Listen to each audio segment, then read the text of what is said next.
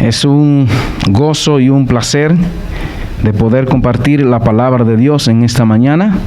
Esperamos que el Espíritu Santo pueda derramarse sobre cada uno de nosotros y que podamos acercarnos mucho más a Él. Vamos a tener una palabra de oración para comenzar con nuestro tema en esta mañana. Bondadoso Padre, que tu morada es en las alturas de los cielos, te agradecemos, Señor, la oportunidad que tú nos has dado de exponer tu palabra. Permítenos que en esta mañana, Padre, tu Santo Espíritu nos guíe, que nos regocijemos en tu santa y divina palabra, y que cuando Cristo venga en gloria por segunda vez, Señor, estemos listos y preparados para irnos contigo, Padre, a la patria celestial. Bendícenos y dirígenos en el nombre de Jesús. Amén. Me alegra, hermano, de que estén aquí todos ustedes en esta mañana y que podamos compartir de la bendición de Dios que tiene para cada uno de nosotros. El título en esta mañana del tema es Una gloriosa esperanza.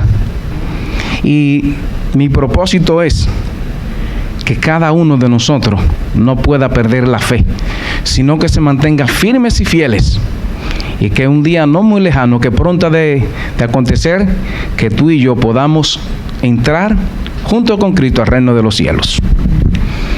Ese es mi propósito. Según la lectura bíblica que fue en Hebreo, el capítulo 11, versículos 15 y 16. ¿Por qué se escribió esta carta? Esta carta se escribió, el autor, dicen que Pablo, pero también hay alguna duda que dicen que su autor puede ser Pablo porque habla mucho del Antiguo Testamento y de las leyes de judía y del santuario. Otros dicen que fue un discípulo de Pablo que le escribió. Pero lo más importante de esta carta, hermano, es que cuando se escribe había una persecución de los judíos hacia los cristianos. En el tiempo que se escribe esta carta, se cree aproximadamente que se escribió entre los años 64 y 65 después de Cristo.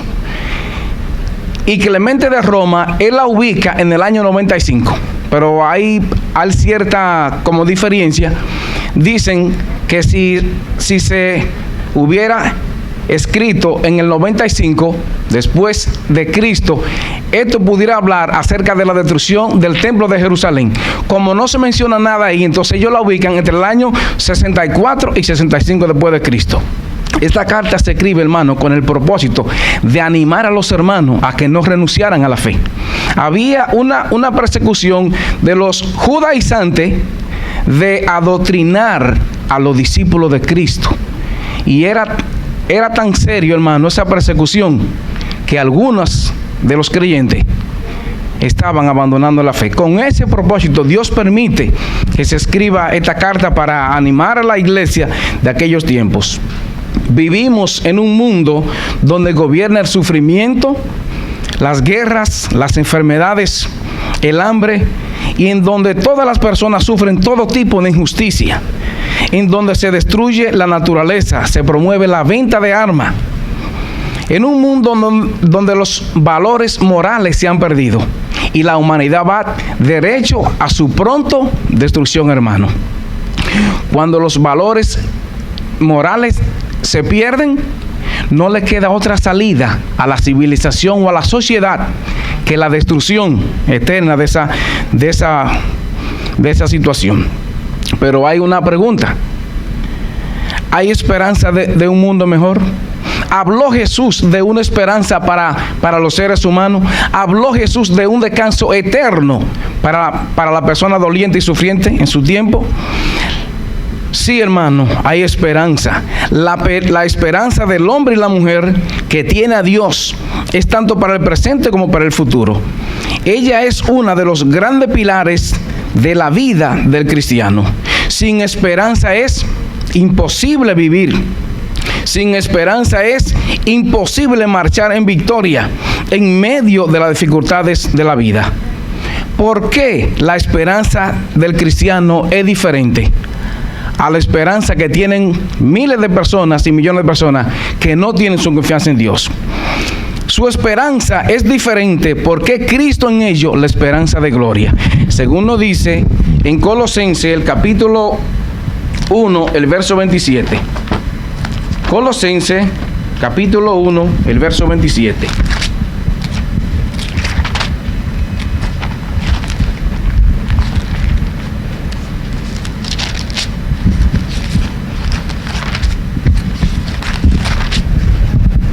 Colosenses 1:27 dice de la siguiente manera: a quienes Dios quiso dar a conocer las riquezas de la gloria de este misterio entre los gentiles, que Cristo en vosotros, la esperanza de gloria. Por eso es que el cristiano tiene, hermano, esperanza. Por eso es que el cristiano, ¿cómo? Se basa en la certeza de la palabra de Dios. ¿Por qué Cristo en ello? La esperanza de gloria. Porque su esperanza se basa en la sabiduría. Porque su esperanza es sólida. Porque su esperanza está puesta en la roca de los siglos, que es Cristo Jesús. Porque es un Dios amante, omnipresente, todopoderoso, compasivo, y que no hay nada imposible para Él. Hermano, esa es la esperanza que tenemos nosotros. Como dice Lucas 1:27, ¿acaso hay algo imposible para Dios? No lo hay, hermano. Esa es la esperanza que tú y yo tenemos en un Dios todopoderoso, en un Dios amante, en un Dios que vela y cuida de sus hijos. Tenemos una esperanza viva, porque eso es a través de Cristo Jesús, según nos dice en 1 de Pedro 1:3. ¿En qué se apoya el cristiano para esta esperanza? ¿Cuál es su simiente? Se apoya en la santa y divina palabra de Dios. Allí está su simiente, donde se nos revela la gran victoria, la inmensa seguridad para el hombre. Colosenses 1:5. Dice de la siguiente manera, Colosenses capítulo 1, versículo 5. A causa de la esperanza que os está guardada en los cielos, la cual ya habéis oído por la palabra verdadera del Evangelio. Hermanos, tenemos una esperanza. No guardada ¿dónde? En la tierra, sino ¿dónde? En el reino de los cielos, donde pronto, hermanos, vamos a heredarla. Así que esa es la certeza, la simiente que tenemos nosotros.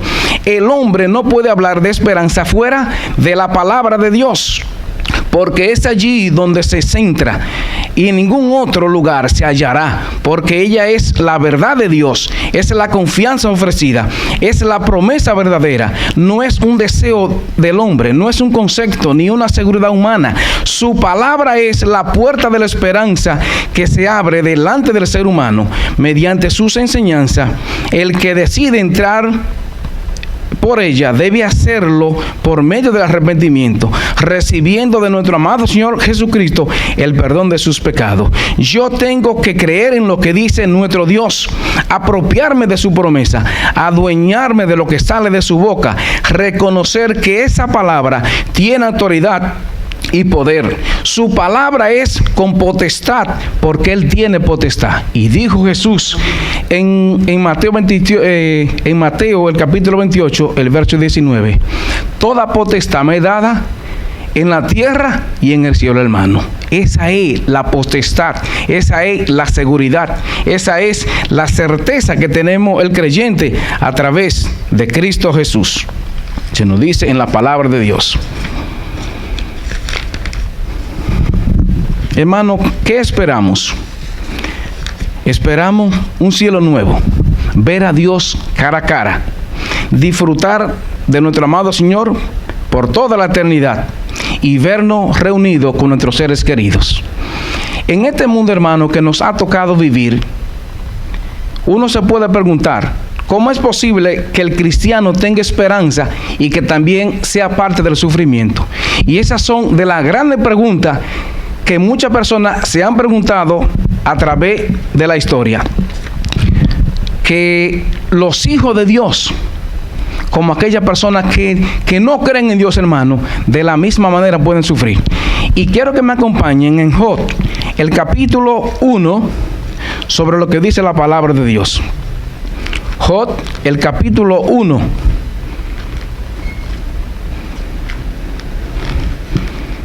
sobre lo que redacta la palabra de Dios. Y muchas veces hay cosas que como creyentes, hermanos, no entendemos. Y mi deseo es que en esta mañana nosotros no nos podamos desanimar, venga lo que venga, hermano, porque la meta es el reino de los cielos. En la palabra de Dios dice, hermano, aquí que había un hombre en Uz. Ese hombre era temeroso, perfecto, apartado de todo mal y un hombre recto con integridad delante de Dios. Pero ¿qué dice la Biblia, hermano? Que a Job dice que vino un día, sus 10 hijos perecieron, sus ovejas perecieron, sus camellos perecieron. La mujer abandona a Job y viene una sarna, viene una úlcera, viene una lepra a la salud de Job, que en el capítulo 1, en el verso Job, en el capítulo 1, en el verso 2, perdón, el verso 12. Oiga, ¿en qué condición estaba Job como siervo de Dios? Job, capítulo 2, el verso 12. Dice de la siguiente manera.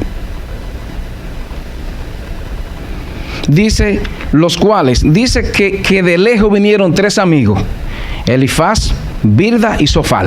Vienen con la intención de consolar al hombre bueno en la tierra de Uz. Vienen a consolar a su amado hermano. Pero dice la palabra de Dios, en el versículo 12. Dice, dijo Jehová, versículo 12, dice la palabra de Dios, los cuales, alzando los ojos de lejos, no lo conocieron y lloraron a grito cada uno de ellos. Rasgó su manto y los 3 esparcieron polvo sobre su cabeza hacia el cielo. Así se sentaron con él en la tierra por 7 días sin hablar palabra, porque veían que su dolor era demasiado grave. El hombre perfecto, el hombre que es recto delante de Dios, el hombre que Dios dice, no hay uno semejante a él en la tierra. Sobre esa persona cayó una desgracia que, humanamente hablando, hermano, hay pocas personas que la soportan.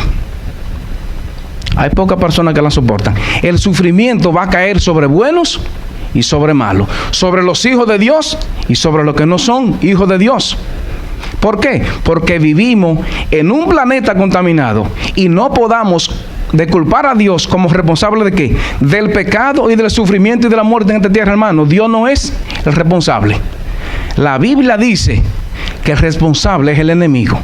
Job no entendía de lo que estaba pasando. Job estaba en el medio de la batalla, pero Job no lo sabía. Inclusive Job llegó a pensar que el que estaba causando eso era Dios. En la antigüedad, el pueblo de Israel, los rabinos habían enseñado que la desgracia, las dificultades y todos los tipos de enfermedad, Dios era el causante. Dios era el causante. En una ocasión, en el capítulo 1, Job le dice, Jehová Dios quitó. Sea el nombre de Jehová bendito por los siglos de los siglos. Dios, ahora, una pregunta. ¿Qué le quitó Dios a Job? Hermano, Dios no le quitó nada. Job no entiende, acuérdese que Job era árabe. Job recibe un mensaje que se lo transmitieron, a Job lo doctrinaron con un conocimiento que no era como verdaderamente 100% como se enseñaba en la palabra de Dios. Job recibió como una información de Dios que Dios era así, y el hombre estaba tratando de vivir con el conocimiento que había recibido. Y Job dice, Dios me lo quitó. Dios me lo quitó. Hermano, cuando vengan problemas y dificultades, no vaya a pensar que Dios es el causante de eso. La Biblia dice que el pecado comenzó en el cielo y se trasladó a la tierra, y que Satanás es el autor del sufrimiento, de las calamidades y de la muerte, hermano. ¿Cómo Job llega a reconocer que él estaba equivocado? Vamos al último capítulo de Job, el capítulo 38, para que ustedes vean cómo reacciona Job. Job, el capítulo 38, el último capítulo.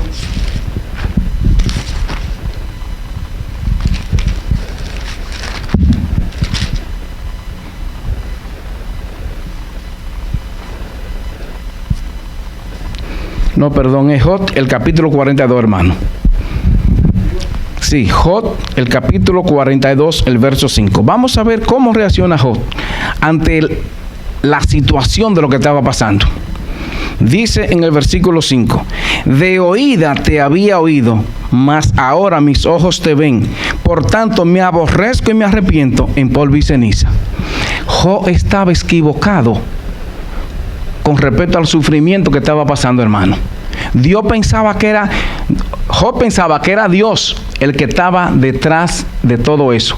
La tragedia y las maldiciones y todas las calamidades no vienen de Dios. Job dice: de oída te había oído. En otra palabra, a mí, yo creo lo que a mí me habían dicho. Y Job le dice ahora: de oída te había oído, mas ahora mis ojos te ven, y por tanto yo me aborrezco y me arrepiento en ceniza. Hermano, no es lo mismo tener un concepto de Dios a que tú tengas una experiencia viva con Él.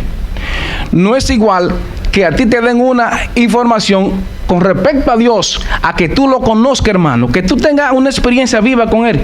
Eso es muy diferente. Job entonces llegó a entender cómo era el camino o la cosa de Dios. En Santiago, el capítulo 1, el verso 17. Aquí dice la palabra de Dios algo con lo que estamos diciendo. Santiago, el capítulo 1, el verso 17. Vamos a ver qué nos dice en la palabra de Dios. Dice: toda buena dádiva y todo don perfecto desciende de lo alto, del Padre de las luces, en el cual no hay mudanza ni sombra de variación. Todo lo bueno, hermano, proviene de Dios. Todo lo malo viene del enemigo. Dios no manda enfermedades, Dios no destruye a la persona, Dios no manda calamidad, hermano. Todo eso viene consecuencia del pecado y de que hay un conflicto que no quiere que los hijos de Dios lleguen al reino de los cielos. El enemigo quiere que la sangre derramada por Cristo Jesús sea en vano, y que la sangre de Cristo no pueda alcanzar la liberación de ningún ser humano. Ese es el objetivo. Quiso destruirlo con Job. Y a través de la historia, hermano, podemos ver que siempre hay una persecución contra el pueblo de Dios para que no entren. En la última semana que el pueblo de Israel iba a entrar a la Canaán terrenal, el enemigo usó a Balaán. Y en esa semana, hermano, perecieron 23,000 personas. En esa última semana, 23,000 personas murieron como consecuencia de la rebelión, porque el enemigo lo que hace es que las personas se rebelen, aún de aquellas personas que no tengan un conocimiento y que culpen a Dios por lo que está pasando. Hay millones de personas de hoy en día que ellos dicen: todo lo que está pasando, Dios es el responsable. Hermano, en la Biblia dice que Dios es amor. Dios es amor. Si Dios es amor, hermano, Dios no vino a destruir a los seres humanos. Y Jesús vino como a revelar el carácter del Padre, porque la persona tenían como un mal concepto de quién era Dios. Y Jesús vino ¿qué? A sanar. Jesús vino a resucitar. Jesús vino a traer ánimo, a traer esperanza que las personas no la tenían. Y por eso tuvo que venir Jesús a revelar el carácter del Padre. Quiero que me acompañen en Mateo, el capítulo 13, el versículo 24. Mateo, el capítulo 13, el verso 24. Jesús cuenta 5 parábolas a los discípulos. Y los discípulos no le ponen atención a la parábola. Simplemente una específicamente los llama la atención. Y era que ellos querían saber por qué existía el sufrimiento y si Dios era el responsable. Porque se había transmitido año tras año que Dios era el causante del sufrimiento y del dolor. En Mateo, el capítulo 13, el verso 24, dice lo siguiente: la parábola del trigo y la cizaña. Jesús dice esto, y Jesús cuenta de la parábola del grano de mostaza, de la levadura, de la levadura y del tesoro escondido y de la perla de gran precio. Los discípulos a ninguna de estas les llama la atención, sino que se van a donde específicamente, al trigo y la cizaña. Y dice la palabra de Dios: les refirió otras parábolas diciendo: el reino de los cielos es semejante a un hombre que sembró la buena simiente en su campo. Pero mientras dormían los hombres, vino un enemigo y sembró cizaña entre el trigo y se fue. Cuando salió la hierba y dio fruto, también entonces apareció también la cizaña. Vinieron entonces los siervos del hombre de la familia y le dijeron: Señor, ¿tú no sembraste buena semilla en tu campo? ¿De dónde pues surgió la cizaña? Él le dijo: un enemigo ha hecho esto. Y los siervos le dijeron: ¿quiere pues que vayamos y la arranquemos? Él le dijo: no sea que al arrancar la cizaña, arranqué también con ella el trigo.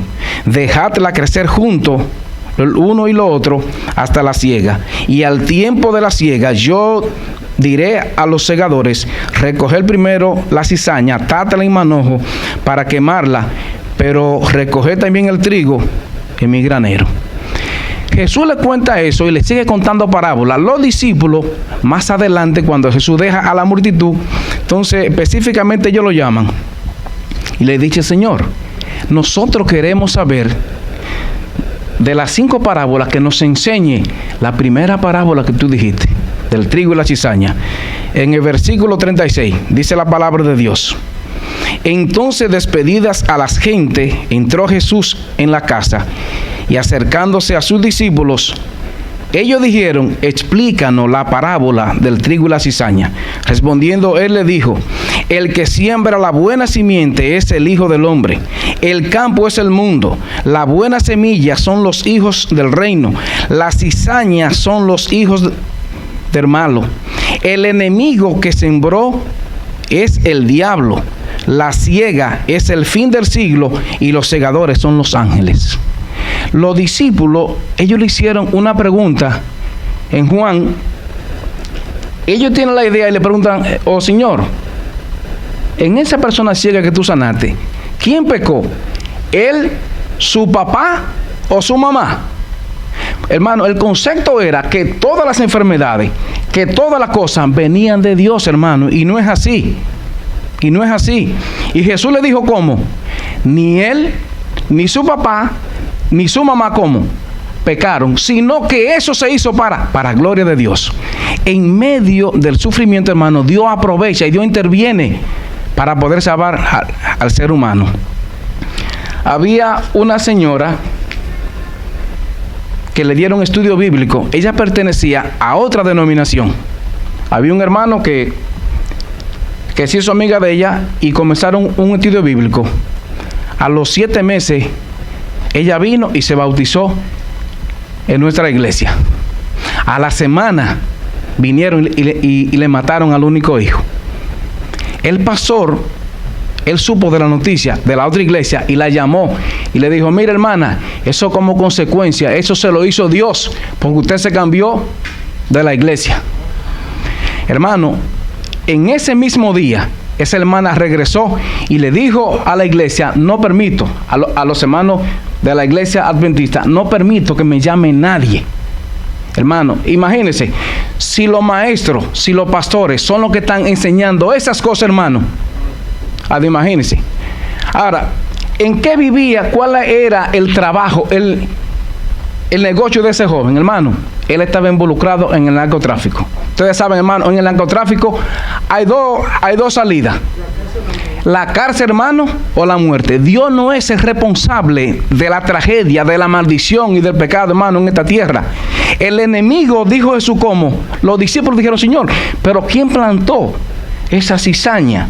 ¿Y qué le dijo Jesús? El que plantó la cizaña es el diablo.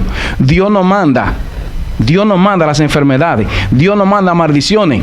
Porque entonces Jesús, ¿cómo? Era contrario entonces a lo que Jesús hizo. Jesús vino para acá, ¿a qué? A sanar, hermano. Jesús vino para acá a rescatar a los que estaban como oprimidos por el diablo, hermano. Eso dice la palabra de Dios. Hay esperanza, hermano, en Jesús. Amén. Y nosotros no nos podamos desanimar. Estamos llegando a las etapas finales de la historia de esta tierra. Y el deseo de Dios es que en medio de esos sufrimientos, como dice Pedro, que nosotros, nuestra fe, tiene que ser pulida como el oro. Ahora, el oro se introduce ¿dónde? En fuego, hermano, para que sea probado. Cuando ese oro que entra negro, como un petróleo negro, cuando se purifica, sale como limpio y brillante, hermano. Así somos nosotros. El sufrimiento es parte de que las escorias mías de pecado, hermano, ¿cómo? Sean quitadas. Y la Biblia dice que Dios corrige a todo aquel que lo recibe como padre, hermano, como hijo. Dios nos corrige a nosotros. Cuando viene el sufrimiento, hermano, es para que se desarrolle una dependencia de Dios que posiblemente con la vida suave tú no la vas a desarrollar. Y uno puede ver eso, hermano, de a través de la palabra de Dios, como con Jacob. Jacob aprendió una dependencia de Dios, un conocimiento, una cercanía, una vivencia, cuando vivió en aquella noche que se conoce como la noche de la angustia de Jacob. Nosotros, hermanos, necesitamos eso. En la antigüedad, yo quiero compartir aquí de lo que dice el conflicto de los siglos, en el capítulo titulado La fe de los mártires, hermano. Aquí dice en la palabra, aquí dice en el conflicto de los siglos, en la página número 45, el capítulo titulado La fe de los mártires. Él dice: en las persecuciones más escarnecidas, estos testigos de Cristo conservaron su fe sin mancha, a pesar de verse privado de toda la comodidad y aún de la luz solar, mientras moraban en oscura catatumba como benigno seno de la tierra, no profirieron quejas alguna. Con palabra de fe, paciencia y esperanza, se animaban los unos a los otros para soportar la privación y la desgracia. La pérdida de todas las bendiciones temporales no pudo obligarlo a renunciar a su fe en Cristo. Las pruebas y la persecución no eran sino peldaños de superación que los acercaban más al descanso y a la recompensa final. Como los siervos de Dios en los tiempos antiguos, muchos fueron muertos a palos, no admitido la libertad para alcanzar otra resurrección a través de Cristo Jesús. Hermano, dice que los vituperios, nada, esa persona, todo lo que poseían, ellos lo perdieron. Y le dijeron: si renuncian a la fe en Cristo Jesús, le devolveremos la comodidad. Inclusive vamos a colocarlo en los puestos políticos del emperador. ¿Y qué dijeron ellos? Preferimos morir antes que negar la fe. Hermano, en estos tiempos Dios también anda buscando hombres y mujeres con ese tipo de visión, con ese tipo de experiencia, con ese tipo de dependencia, hermano, de Dios. Estas personas se mantuvieron creyendo firmemente en los mensajes de Dios. Hermano, ¿qué esperamos? Lo que sucede cuando se tiene esperanza. Las angustias y los afanes desaparecen porque ya no tienen control del cristiano, pues Cristo emite el dominio de la vida, y cada circunstancia, por más difícil que sea, a través de Cristo Jesús tenemos una visión. Aunque todo pareciera imposible o perdido, el Señor nos manda una visión clara de lo que Él puede de hacernos por cada uno de nosotros. Él abrirá caminos donde no lo hay. Siempre en medio de nuestro desierto hará brotar una fuente de agua divina, fresca para nuestra provisión. Y si hay esperanza para sobrevivir a la adversidad, esa esperanza nos sostendrá nuestras vidas y nos dará fuerza para avanzar. Para lo único que sirven las circunstancias adversas será para fortalecer nuestra esperanza en Dios. Recuerda que nuestra mayor esperanza es la medicina para nuestra pronta existencia, hermano. Cada vez que se presenta, hermano, una prueba o una dificultad, Dios la aprovecha para hacernos mucho más mucho más poderoso en su mensaje. En el caso de José, es llevado a Egipto. Injustamente lo colocan en la cárcel. Ahora, José salió de ahí siendo como la segunda persona más importante y más grande en todo Egipto. ¿Por qué Dios utilizó el sufrimiento y la circunstancia? Porque en la casa de José, en la casa de Jacob, José no se iba a desarrollar como líder. José era un niño mimado. Entonces, con toda la comodidad del hermano, había algo que Dios quería como desarrollarlo en él. Y en la casa de su padre, Dios no lo podía desarrollar. Dios no lo iba a hacer como un líder. Dios lo lleva a donde, hermano, al terreno donde él como necesita ser preparado, hermano. Hay circunstancias que tú no entiendes, hermano. Y Jesús le dijo a Pedro, lo que yo hago ahora, tú no lo entiendes, más lo entenderás después, cuando sea como mayor, cuando sea como maduro espiritualmente. No nos quejemos, hermano, en el proceso de Dios. No nos quejemos, hermano, cuando hay sufrimiento. La esperanza, hermano, pronto llegará a su fin. Y nosotros tenemos que pasar por esa experiencia, hermano, que Dios nos pula, al igual que José, y que nos lleve, hermano, de su mano, porque Él sabe dónde nosotros podamos llegar. Él tiene todo, hermano, ya solucionado. Simplemente tú y yo tenemos que colocarnos en las manos y en los brazos de Cristo Jesús. Hay alguna cosa, hermano, que no se entiende, como lo dijo Jesús. Lo que yo hago ahora en tu vida, tú no lo entiendes, más tú lo entenderás después. ¿Y qué podríamos decir del profeta Jeremías, hermano? El profeta Jeremías fue introducido en una cisterna de lodo, abandonado allí, a pleno sol, simplemente con la cabeza hacia afuera. ¿Y qué podríamos decir, hermano, de Daniel? Arrojado en el foso de los leones. Pero ¿qué podríamos decir también de los 3 hebreos, hermanos? Dios no siempre, hermano, va a impedir que vengan pruebas y dificultades, pero nos acompañará en medio de ello.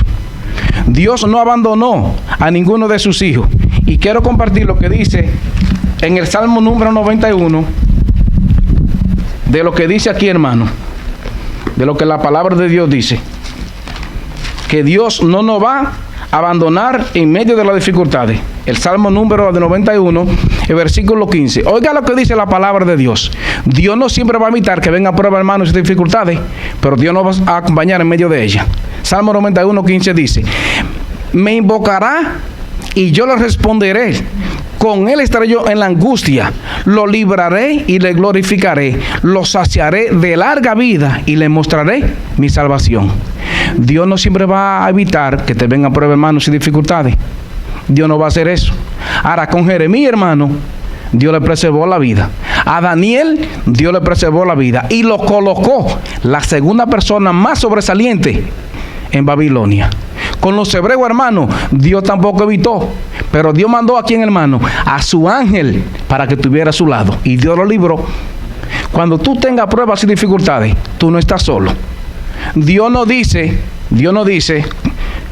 como dice David, aunque ande en valle de sombra de muerte, tú estarás conmigo.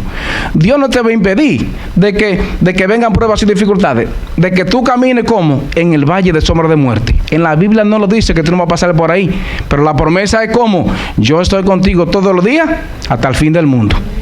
Y el mundo, hermano, no se ha acabado todavía. Entonces, tú puedes contar con la presencia de Cristo. ¿De qué? De que Él va a estar contigo. Esto nos enseña en la palabra de Dios. A una partecita que quiero compartir en lo que dice el mensaje para los jóvenes. El mensaje para los jóvenes, en la página de 63, en el capítulo titulado La fortaleza. El enemigo tiene un plan para cada hijo de Dios, pero nosotros, hermanos, que confiamos en Él y que lo hemos recibido como nuestro Padre, no nos vamos a dejar vencer. Aquí dice lo siguiente: mensaje para los jóvenes, el capítulo 14, titulado La fortaleza, página 63. Los que al fin salgan victoriosos, usted tiene que tener una batalla. Los que al fin salgan victoriosos tendrán épocas de terribles perplejidades y pruebas en su vida religiosa. pero no deben desechar su confianza, pues esta es una parte de la disciplina en la escuela de Cristo y es esencial a fin de que toda la escoria pueda ser eliminada. El siervo de Dios debe soportar con fortaleza los ataques del enemigo, sus dolorosos vituperios, y debe vencer los obstáculos que Satanás coloque en su camino.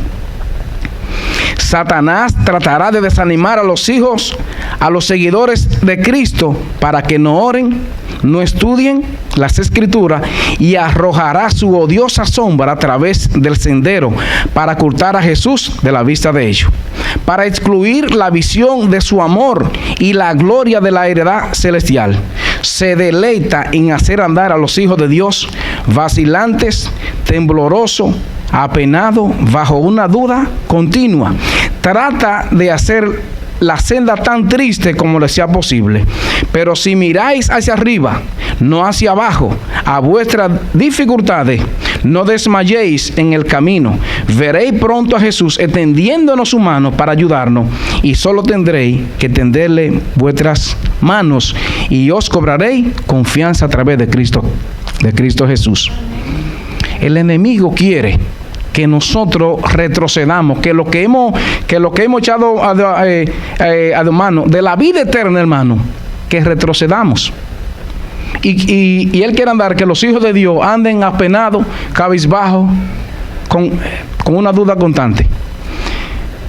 Se llegará un tiempo donde es decisivo y nosotros tenemos que creer plenamente, hermano, que hemos sido perdonados por la sangre de Cristo Jesús.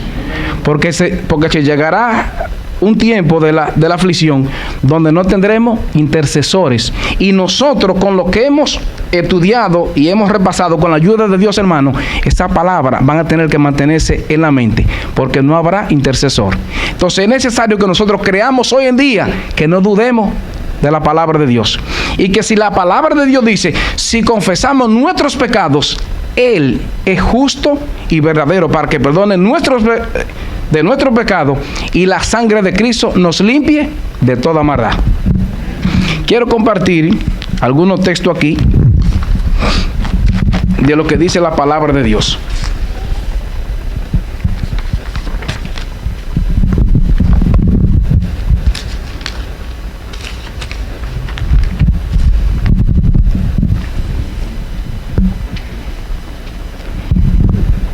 La esperanza de los hijos de Dios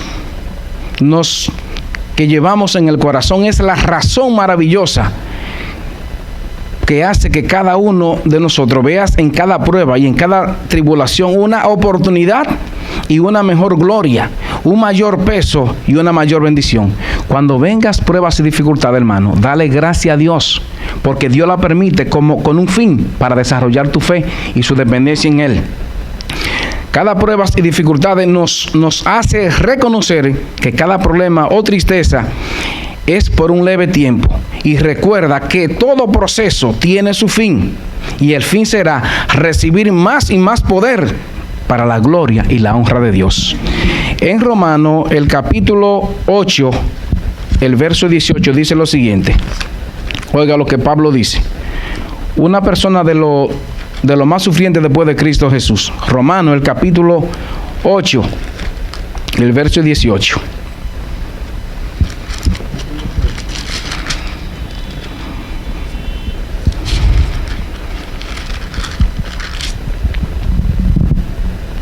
Dice Pablo, pues tengo por cierto que las aflicciones del tiempo presente no son comparables con la gloria venidera que en nosotros ha de manifestarse. En otra palabra, Pablo dice, hermano, estos sufrimientos no son nada si lo comparamos con la gloria que Dios tiene. Y el enemigo quiere introducir en los hijos de Dios que no hay esperanza, que nos desanimemos, hermano. Esa es el alma poderosa de Él. No hay ninguna persona que entregó su vida a Cristo Jesús y que se mantuvo fiel en Él. Su recompensa, hermano, es segura. Su recompensa es eterna. Hebreo, el capítulo 11, el versículo 13. Hebreo, capítulo 11, el versículo 13.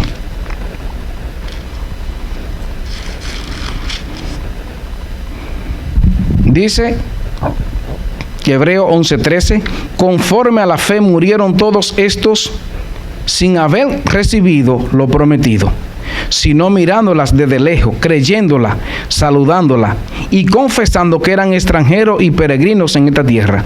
Porque los que esto dicen claramente dan a entender que buscan una patria, pues si hubieran estado pensando en aquella de donde salieron, ciertamente habrían regresado de volver atrás, pero anhelaban una mejor. Esto es la celestial, por lo cual Dios no se avergüenza de llamarse el Dios de ellos, porque le ha aparejado una ciudad. Hermano, Dios no se avergüenza de ningún ser humano que lo invoca a Él y que acude a Él. ¿Y por qué es eso? Porque Cristo Jesús, siendo el Rey del cielo, se hizo como, tomó una forma humana, hermano. Por más degradante que el enemigo haga con los seres humanos, nosotros llevamos la imagen de Dios en nuestras vidas. Dios no se avergüenza de eso, hermano, aunque el enemigo quiera ponerlo de nosotros, que tú no vales nada. En Cristo Jesús tenemos un valor que no se puede comprar con ningún tesoro de la tierra, hermano. Tenemos valor en Cristo Jesús. Así nos dice la palabra de Dios. Eso nos dice la palabra de Dios. Y en Hebreo, el capítulo 11, el verso 39, dice también algo aquí muy interesante, hermano. Hebreo, el capítulo 11, el verso 39 y 40, dice lo siguiente.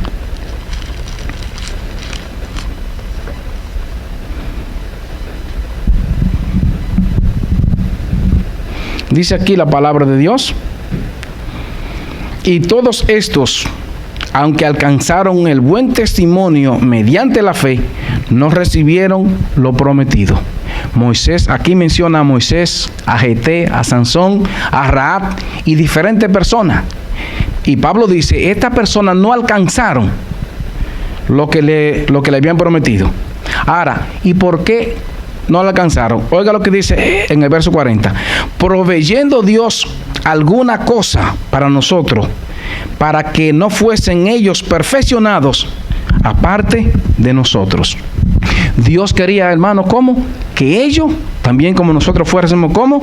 Perfeccionados, hermano, juntamente, dice la palabra de Dios. Así que es un privilegio grande para cada uno de nosotros que hemos creído en el poder, hermano, del Evangelio, que hemos creído en Cristo Jesús. Y finalizo con lo que dice Hebreo, el capítulo 10, el verso 38 y 39. Mi deseo, hermano, es este. Hebreo, el capítulo 10, el verso 38 y 39. Y dice lo siguiente. Dice, mas ahora el justo por la fe vivirá. Y si retrocediere, no agradará a mi alma.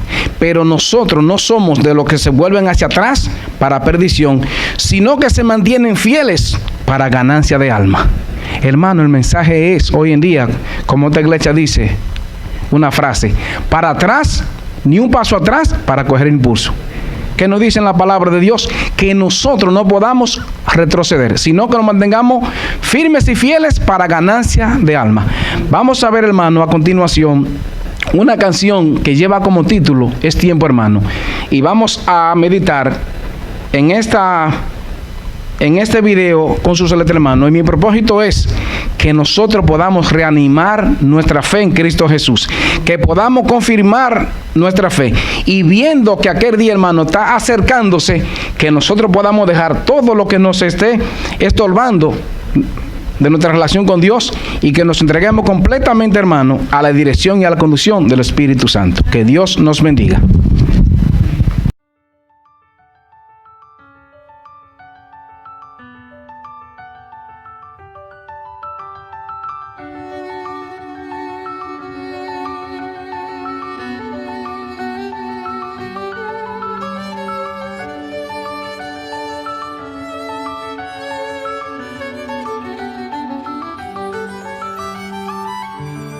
¿Qué dirección estoy siguiendo? ¿Cómo evaluar la situación. Veo el tiempo transcurriendo. ¿Qué está pasando a mi alrededor? No enfrentamos la realidad de esto. Es tiempo que salgamos todos a encontrar al que se fue. No hay temor, debemos de buscar obreros. No hay aflicciones que nos hagan retroceder.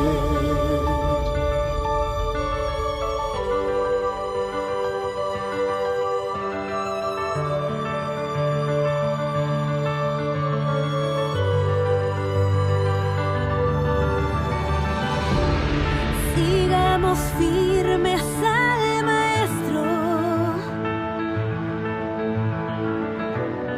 confiando siempre en su dirección.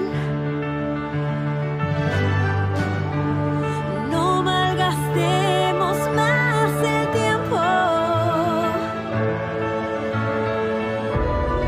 y trabajemos con decisión. No enfrentamos la realidad de esto. Es tiempo que salgamos todos a encontrar al que se fue. No hay temor, debemos de buscar obreros. No hay aflicciones que nos hagan retroceder.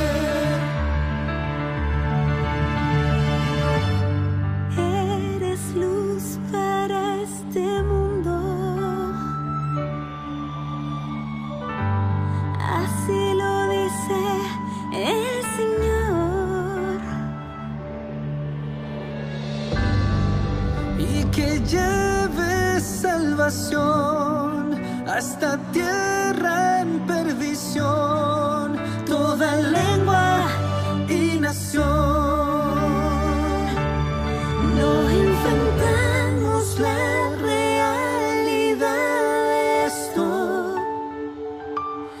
Es tiempo que salgamos todos a encontrar al que se fue. No hay temor, debemos de buscar obreros. No hay aflicciones que nos hagan retroceder.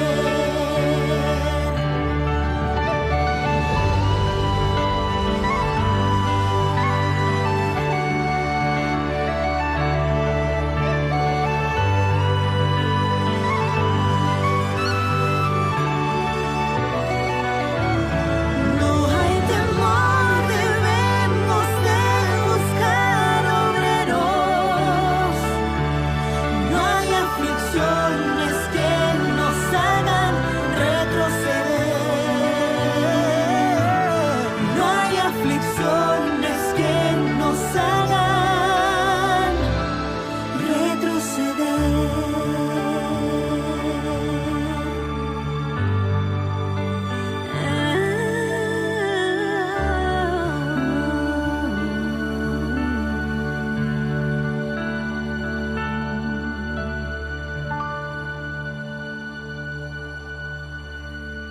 Hermano, hay una frase: no hay situación que nos haga retroceder. Yo no sé en qué condición tú te encuentras, hermano. Yo no sé en qué condición tú viniste hoy a la iglesia. Yo no sé cuáles son tus problemas y tus dificultades. Pero te quiero decir, mi hermano, que en Jesucristo hay solución. Que en Jesucristo hay vida eterna. Y que no importa tus problemas y tus dificultades. Simplemente alguna persona piensa, pero mi problema, él habla ahí, pero él no sabe por lo que yo estoy pasando. Hermano, no hay una aflicción o un problema que la coloquemos en las manos de Cristo Jesús y que no tenga solución. la dificultad más grande que le tenía el universo y que humanamente no había salido, Jesucristo tomó una decisión y vino a rescatar al ser humano y destruyó con su sacrificio y con su resurrección, hermano. En la Biblia dice que destruyó la muerte y destruyó al que tenía el imperio de la muerte. Ese es saber, hermano, el diablo. El enemigo, él está vencido. Y te quiero decir en este momento, quiero invitarte, hermano, no importa cuán dificultades tú tengas, hoy en día Jesucristo te dice, en el nombre de Jesús, tú puedes ser vencedor. En el nombre de Jesús, yo he hecho todo lo que está a mi alcance para que tú poseas y tú heredas el reino de los cielos. Quiero que te coloques de pie, hermano, y vamos a orar. Toma una decisión, hermano.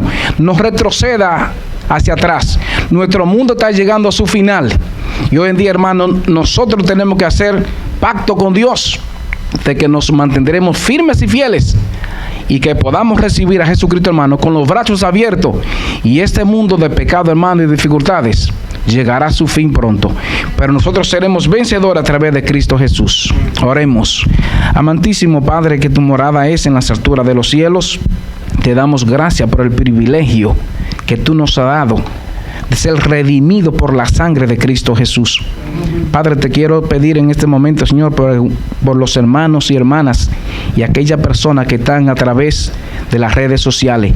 Padre, que tu bendición, tu perdón y tu paz llegue sobre ellos. Y que si tienen un problema, una dificultad, de que humanamente no hay salida, ellos puedan saber que en Cristo Jesús hay salvación y vida eterna.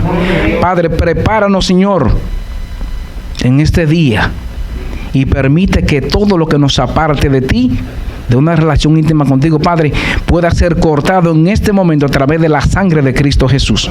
Padre, confirmamos nuestra entrega a ti y permitamos, Padre, que tu Santo Espíritu nos guíe. Permite, Padre, Señor, que nuestra estadía en esta tierra, Señor, sea caminando día a día con Cristo Jesús, guiado por tu Santo Espíritu. Señor, gracias porque nos escucha. Y gracias, Señor, por tu mensaje. En el nombre de Jesús. Amén. Amén.